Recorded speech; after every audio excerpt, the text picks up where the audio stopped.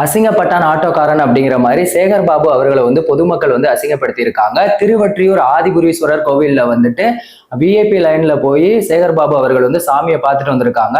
ஆனா அங்க இருந்த மக்கள் 4 மணி நேரத்துக்கு மேல சாமியை பாக்குறதுக்காக வெயிட் பண்ணியிருக்காங்க. அந்த கூட்டத்துல ஒரு அக்கா என்ன சொல்லியிருக்காங்க அப்படின்னா, தலைவா எங்களையும் அந்த விஐபி லைன்ல கூட்டிட்டு போங்க அப்படின்னு சொல்லியிருக்காங்க.